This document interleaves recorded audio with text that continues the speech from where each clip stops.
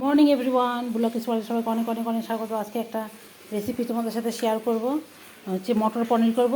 মটর পনির মধ্যে আলুটা যায় না, তো যেহেতু আমরা তো ঘরোয়া, সেজন্য আমি ওরকম করে তো করবো না, সেজন্য আমি যে একটু আলুও দিব। আলুটা দেওয়া যায় না, শুধু মটর আর পনির দিয়েই করতে হয়। তবুও আমি নিয়ে নিলাম একটু আলু, এটা স্কিপ করতে পারো তোমরা। আর এখানে হচ্ছে মটর পনির কেটে নিয়েছি, যে মটরশুঁটি রেডি করে রেখেছি। আর এখানে হচ্ছে একটু কাজু বাটা, একটু তিল বাটা, আর হচ্ছে তোমার টক দই। এটা একটা পেস্ট বানিয়ে রেখেছি এখানে একটা। আর এখানে সোমবার দেওয়ার জন্য হচ্ছে গোলমরিচ, আর হচ্ছে গরম মশলা, তেজপাতা, একটা শুকনো লঙ্কা, ঠিক আছে। আর এখানে একটুখানি জিরা বাটা, টমেটো বাটা, এগুলো দিব না আমি। আর নামানোর সময় একটু কষ্টরে মেখে দিব, এটা রেখেছি। দেখি কেমন হয়। আমিও প্রথমেই এক্সপেরিমেন্ট করতেছি, তোমাদের সাথেও শেয়ার করি। সব শেয়ার করি যখন, তোমাদের সাথে শেয়ার করি। ঠিক আছে, সাথেই থাকো, আবার দেখাচ্ছি তোমাদের কীভাবে কী করছি না।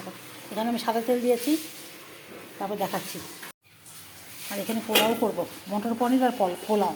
আর এদিকে তো ইয়ে হয়েছে যে লাউ পাতা দিয়ে ডাল, দুই রকমের ডাল হচ্ছে। এই যে পিতার ডাল, আর হচ্ছে বেগুন ভাজা, আর এই যে চাটনি। এই নিরামিষ আজকে সেই তৈরি করব। আমি পনিরটা করব, ঠিক আছে। তেলটার মধ্যে আমি হালকা করে যে একটুখানি ভেজে নিব পনিরটা। আর এখানে আমি এটা বসিয়ে দিয়েছি, এটার মধ্যে করবো, পোলাওটা করব। দেখো,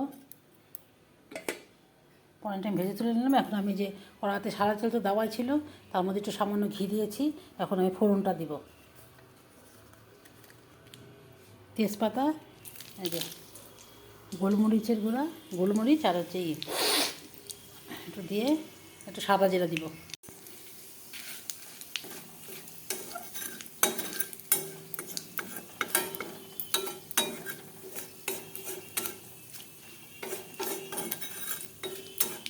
একটু ভাজা ভাজা হয়ে গেলে এখন মশলাগুলো আমি এক এক করে দিয়ে দিব।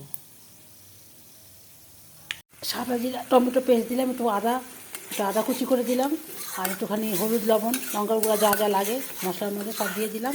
এটা আমি পরে দিব, ঠিক আছে। এখন কষতে থাকুক, সুন্দর করে কষবে এটা।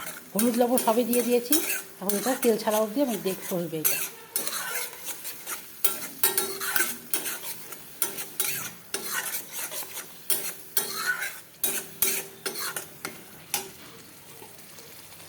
তো কালারটা কি সুন্দর আসছে, যখন তেল ছেড়ে আসছে কালারটা।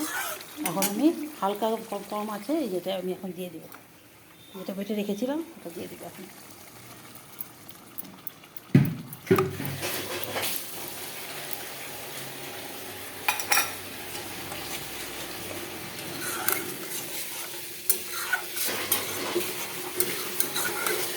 দই দিয়েছি, সেটা আমি আঁচটা কম করে দিলাম।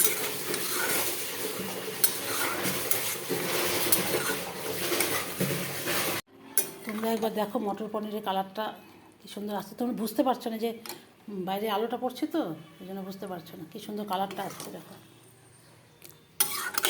পনিরটা তো পনিরটা আমি ভাজা টাজা আছে, পনিরটা পরে দেবো। আমি বেশি করবো না, মাখাই রাখবো।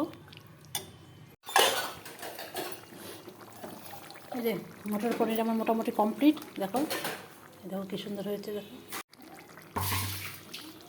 দেখতে কতটা সুন্দর হয়েছে, দেখো। ঠিক আছে, আর এখানে পোলাওটা রেডি করেছি। পোলাওটা আমি করবো এখন, রেডি করে রাখছি। পোলাওটা করবো। পোলাওটা তো তোমাদের দেখিয়েছি, সেজন্য দেখালাম না। শুধু এটাই মটর পনিরটা আমি তোমাদের দেখিয়ে দিই। এভাবে করে খেও, যা যা মশলা দিয়েছি খুবই খুবই টেস্ট হয়েছে, খেতে খুবই টেস্ট হয়েছে। এটা রুটির সাথেও খেতে ভালো লাগে, পোলাওর সাথে, রুটির সাথে, পরোটার সাথে, সবার সাথেই ভালো লাগবে। এটা আমি একটুখানি গ্রেভিটাকে একটু শুকিয়ে নিব, এরকম করে করবো। ঠিক আছে, আজকের মতন সবাইকে টাটা। সবাই খুব ভালো থেকো, সুস্থ থেকো, সাবধানে থেকো। আবার দেখি অন্য কোনো রেসিপি নিয়ে অবশ্যই তোমাদের সামনে আসবো। লাস্টে যে কসুরি মেথিটা হাতের মধ্যে একটুখানি ঘষে উপর দিয়ে একটু দিয়ে দিলাম।